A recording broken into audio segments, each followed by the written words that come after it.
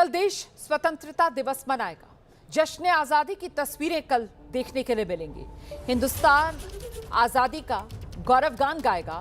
हम सब उस जश्न में शामिल होंगे, उस गौरवशाली क्षण के गवाह बनेंगे। लेकिन उससे पहले आज की, क्योंकि अगर देश आजादी का जश्न मनाएगा तो आज देश के कई हिस्सों में लोग जाम, गड्ढों, जलभराव की कैद में हैं।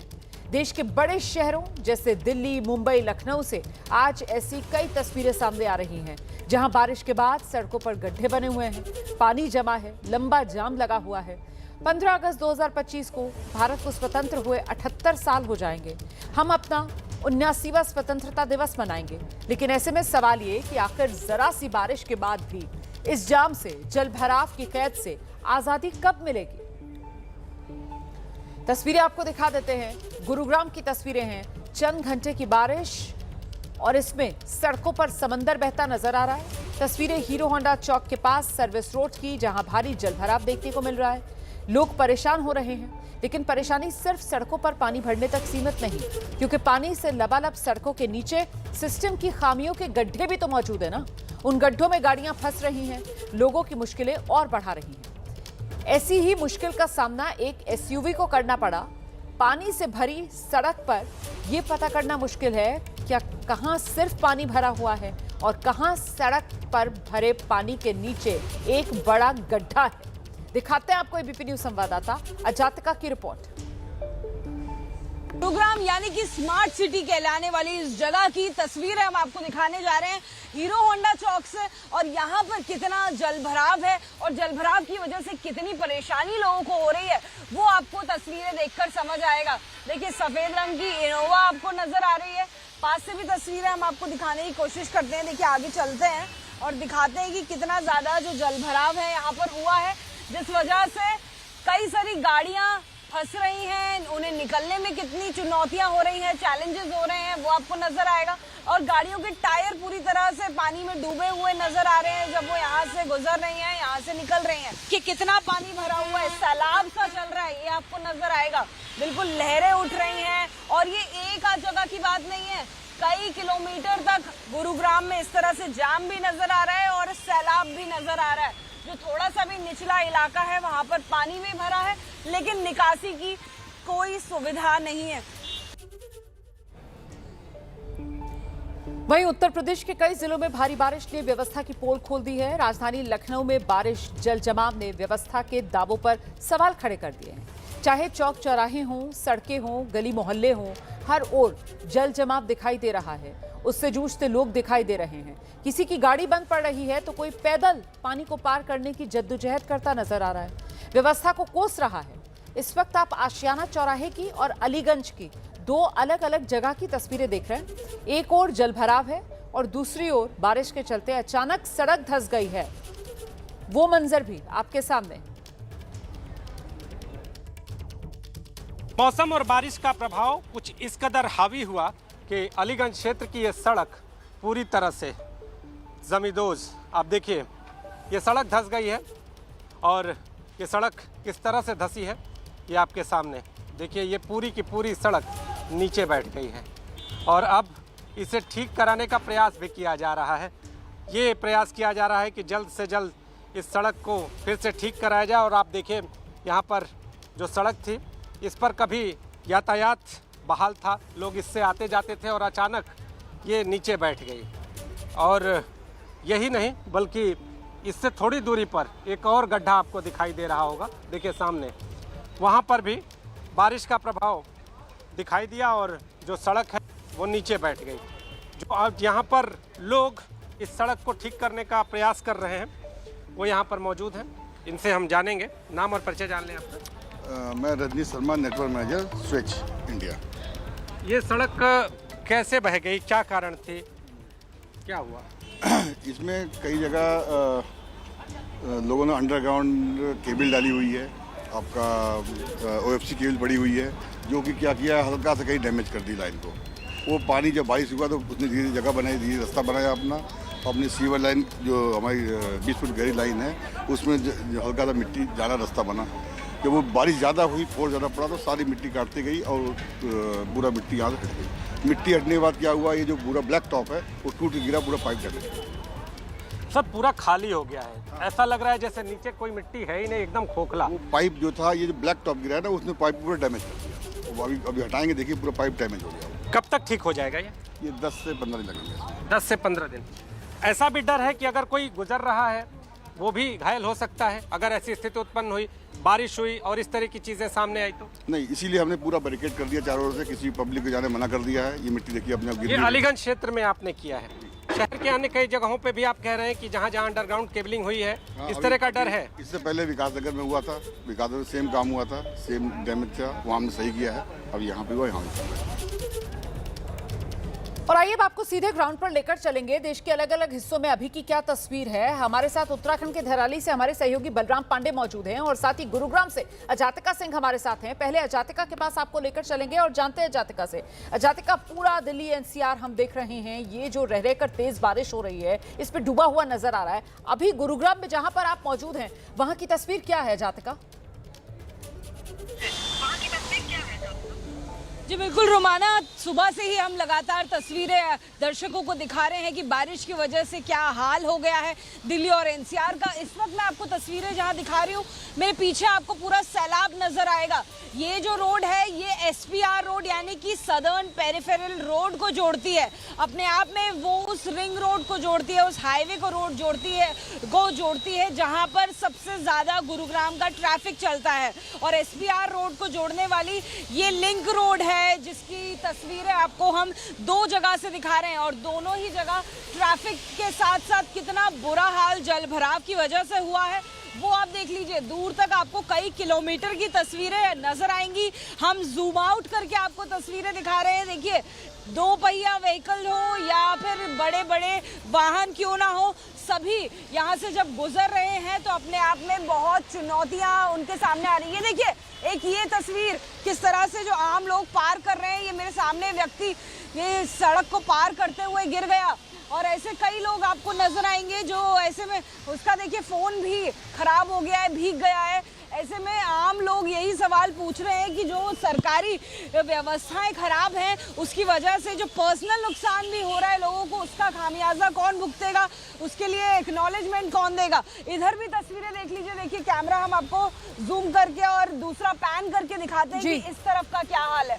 पूरी तरह से सड़क का नामो निशान गायब है। आपको दूर दूर तक यहाँ पर लहरें उठती हुई दिखाई देंगी। कहीं भी फुटपाथ नजर नहीं आ रहा है, कहीं भी सड़क का हिस्सा नजर नहीं आ रहा है। दूसरी तरफ की सड़क देखिए, सड़क कहाँ पर है, सड़क पर अगर कहीं कोई गड्ढा है, कोई मैनहोल खुला हुआ है तो वो कहाँ पर है। और इसी वजह से तो ये जल जमाव, न सिर्फ जल जमाव की वजह से दिक्कत है बल्कि जल जमाव के नीचे जो सड़क पर गड्ढे हैं, ये जो मैनहोल्स खुले हुए हैं, वो किस तरीके के खतरनाक हादसों को न्योता देते हैं। इसीलिए तो मुश्किल दोहरी हो जाती है। देश के कई हिस्सों में बाढ़ और बारिश का ये कहर लगातार जारी है, खासतौर से पहाड़ी इलाके जहां चट्टान तोड़ तबाही देखने के लिए मिल रही है। मैदानी इलाके वो डूबे हुए नजर आ रहे हैं। मतलब आप ये कह सकते हैं कि शहर शहर ये मानसून का कहर बरपा है।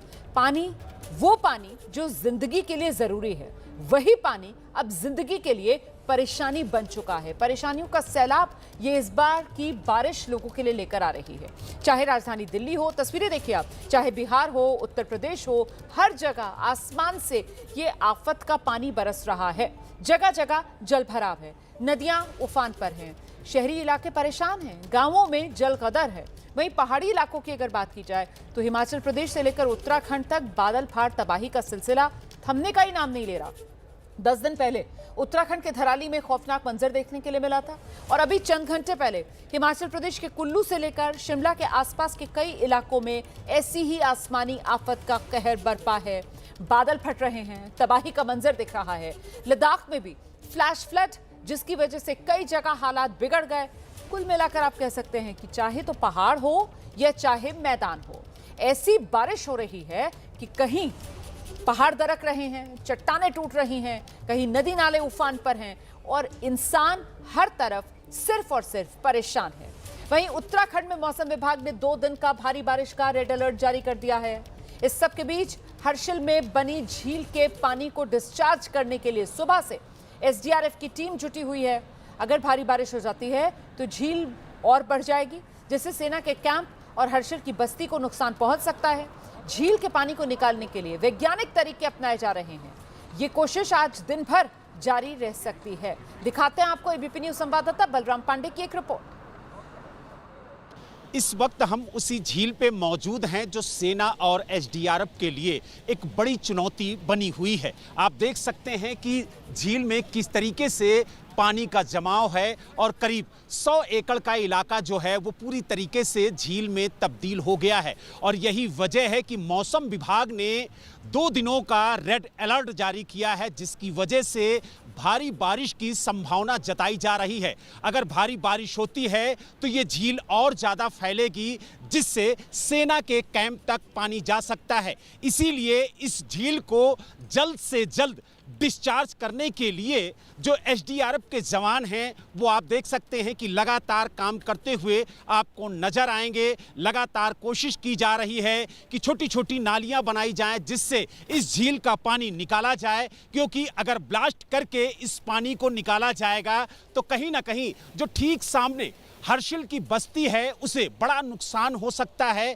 इसीलिए जो अधिकारी हैं वो लगातार सावधानी बरत रहे हैं और बड़ी सावधानी के साथ झील के पानी को निकालने की कोशिश की जा रही है। और आप देख सकते हैं कि किस तरीके से यहाँ पर छोटी छोटी नालियाँ जो हैं वो तैयार की जा रही हैं, जिससे झील के पानी को इसी नालियों के जरिए निकाला जा सके। हालांकि कल यहाँ पर एसडीआरएफ की टीम ने 2 नालियाँ बनाई थी और आप देख सकते हैं कि आज यहाँ पर जो झील का पानी है वो कितनी रफ्तार से आगे जाता हुआ नजर आ रहा है।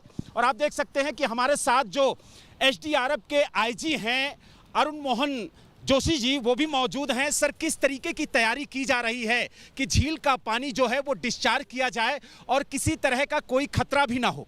देखिए, यहाँ पर हम लोग बड़े साइंटिफिक तरीके से काम कर रहे हैं। हमारे साथ इरिगेशन डिपार्टमेंट के इंजीनियर्स हैं, माइनिंग डिपार्टमेंट के एक्सपर्ट्स हैं, तो उनके साथ प्लान चेकआउट किया गया इसमें। और ये फिर हम लोगों ने डिसाइड किया कि इसमें चैनल्स खोले जाएँ, जिनका चैनल्स का जो डेप्थ है वो लेक के लेवल से नीचे का रहेगा।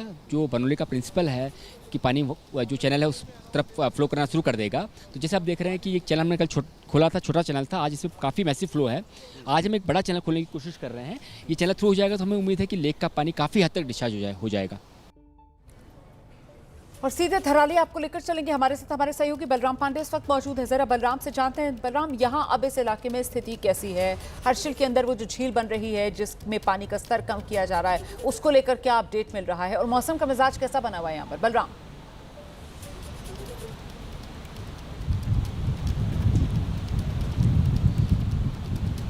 देखिए, अगर हम मौसम की बात करें तो मौसम यहाँ पर पूरी तरह से खराब है, क्योंकि मौसम विभाग ने लगातार यहाँ पर 2 दिनों के लिए रेड अलर्ट जारी किया है। और यही वजह है कि प्रशासन पूरी तरह से मुस्तैद नज़र आ रहा है, क्योंकि प्रशासन के लिए सबसे बड़ी जो चुनौती है वो ये झील है। और आप देख सकते हैं कि झील किस तरीके से फैलती जा रही है, क्योंकि लगातार रात में सुबह बारिश होती है, कुछ देर के लिए बारिश थमती है, लेकिन जैसे ही बारिश होती है झील में जो पानी का बहाव है वो तेज हो जाता है, झील फैलना शुरू हो जाती है। और यही वजह है कि चाहे वो एसडीआरएफ के जवान हों, चाहे सेना के जवान हों, उनके लिए सबसे बड़ी चुनौती ये झील है। और इसी झील को डिस्चार्ज करने के लिए आप देख सकते हैं कि भारी संख्या में जो एसडीआरएफ के जवान हैं, जो लेबर हैं, उनको लगाया गया है ताकि छोटे छोटे जो चैनल है वो बनाए जाएं और इस झील के पानी को निकाला जाए। क्योंकि अगर बारिश होती है और जिस तरीके से मौसम विभाग ने धराली और हर्षिल में हो सकती है, तो उससे कहीं ना कहीं जो झील है वो बढ़ेगी, तो इससे सेना के कैंप को भी नुकसान पहुंच सकता है। और ठीक सामने जो हर्षिल की बस्ती है वहां पर भी पानी पहुंच सकता है। तो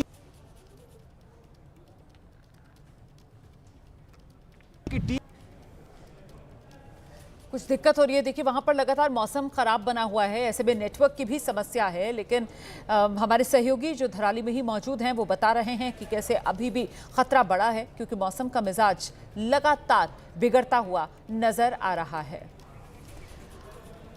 बस हर अपडेट हम आप तक पहुंचाने का काम कर रहे हैं। आपको एक बार फिर से आगे बलराम पांडे से जब कनेक्शन जुड़ पाएगा तो लेकर चलने की कोशिश करेंगे। लेकिन इस बीच ये जो आसमानी आफत है ये सिर्फ उत्तराखंड में ही नहीं बल्कि हिमाचल प्रदेश में भी इसी तरीके से टूट रही है। बादल फटा है, फ्लैश फ्लड आया है और तबाही मची है। बादल फटने से शिमला और आसपास के क्षेत्रों में बड़ी तबाही देखने को मिल रही है। ये जो तस्वीरें आप देख रहे हैं ये कोटखाई की तस्वीरें हैं। यहाँ खलटू नाला में फ्लैश फ्लड आया, पेट्रोल पंप और वहां मौजूद कई गाड़ियां इसकी चपेट में आ गईं। वीडियो में देखिए आप, फ्लैश फ्लड से करीब आधा दर्जन गाड़ियां मलबे में दबी हुई नजर आ रही हैं। कई गाड़ियां पूरी तरह तबाह हो गई हैं। पेट्रोल पंप भी तबाह हो चुका है। हिमाचल प्रदेश के शिमला सहित कई जिलों में भारी बारिश है, थमने का नाम नहीं ले रही। इसी वजह से कई जगह पर जनजीवन अस्त व्यस्त हुआ है। ये देखिए, आधा दर्जन से ज्यादा गाड़ियां हैं फ्लैश फ्लड की वजह से यहां मलबे में फंसी हुई नजर आ रही हैं। और ये वो पेट्रोल पंप है, ये भी देखिए कैसे यहां बेहाल नजर आ रहा है। सब कुछ टूटा फूटा नजर आ रहा है, जिंदगी तबाह हो रही है। कुल्लू के श्रीखंड महादेव में बादल फटा है, जिसके बाद उत्तराखंड के धराली जैसा मंजर यहां पर भी देखने को मिला। बादल फटने से आसपास के इलाकों में अफरा तफरी मच गई। वीडियो में ऊंचाइयों पर खड़े लोग चीखते हुए नजर आ रहे हैं। ये दृश्य भयावह और दिल दहला देने वाला है। पूरा पुल ही तोड़ देगा यार, आ गया पानी का वो ये टैंकर जैसा कोई नहीं, क्या चादर का कुछ है, ये पुल के ऊपर से पानी चढ़ गया है दोस्तों। आपको बता दें कि ये बादल श्रीखंड महादेव की पहाड़ियों में फटा, जिससे सैलाब आया जो अपने साथ कई पुल बहा ले गया। वहीं निचले इलाके में मौजूद कई ढाबे और होटल भी इसकी जद में आ गए।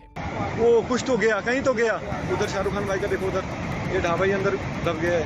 वो यार साजन का भी पीछे चला गया। Oh my God. इस खौफनाक मंजर ने उत्तरकाशी में आई आपदा की याद फिर से ताजा कर दी। हालांकि राहत की बात यह रही कि इस प्राकृतिक आपदा में अब तक किसी तरह की जनहानि की सूचना नहीं मिली है, लेकिन वीडियो लोगों की रूह कपाने वाला है। बताया जा रहा है कि बादल फटने के बाद आए सैलाब में कई पुल बह गए। वहीं 2 राष्ट्रीय राजमार्गों समेत 300 के करीब सड़कें यातायात के लिए बंद कर दी गईं। गानवी घाटी में एक पुलिस चौकी बह गई, जबकि बस स्टैंड और आसपास की दुकानें क्षतिग्रस्त हो गई हैं। कई गांव से संपर्क टूट चुका है। जिला प्रशासन ने खतरे को देखते हुए कई घर खाली करवा लिए, क्योंकि खतरा अभी बना हुआ है। 20 जून से शुरू हुए मॉनसून सीजन में इस बार हिमाचल प्रदेश को जान माल का बड़ा नुकसान हुआ है, जिसमें हर दिन इजाफा हो रहा है।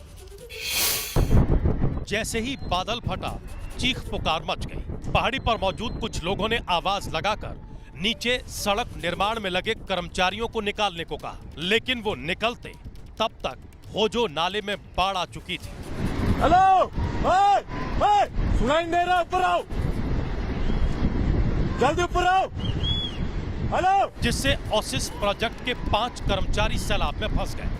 वहीं होजो नाले में पूह गांव के लिए लिफ्ट की गई 11 करोड़ की पेयजल योजना, कंपनी का पुल, मजदूरों का डारा और सड़क निर्माण कार्य में लगी कंपनी की मशीनरी सब तबाह हो गई। फिलहाल बचाव दल की टीम फंसे हुए मजदूरों को बचाने में जुटी है। प्रशासन का दावा है कि मजदूर ठीक हैं और उन्हें जल्दी ही रेस्क्यू कर लिया जाएगा। आपको बता दें कि ये बादल बुधवार शाम करीब 7:20 पर फटा, जब मजदूर सड़क निर्माण के काम में जुटे थे। तस्वीरें बता रही हैं कि चंद्रभागा नदी खतरे के निशान को पार कर चुकी है और पानी जोबरंग पुल के ऊपर बहता हुआ दिखाई दे रहा है। आपको बता दें कि यह पुल जोबरंग पंचायत के 3 गांव जोबरंग, रापे और राशेल को जोड़ता है, लेकिन इस वक्त पानी पुल के ऊपर से बह रहा है, इसलिए लोगों की आवाजाही पूरी तरह से ठप है। लेकिन अगर ये पानी जल्दी ही नहीं उतरा तो लोगों की परेशानी बढ़ जाएगी, क्योंकि आसपास के गांव का तमाम कारोबार इसी पुल के रास्ते होता है।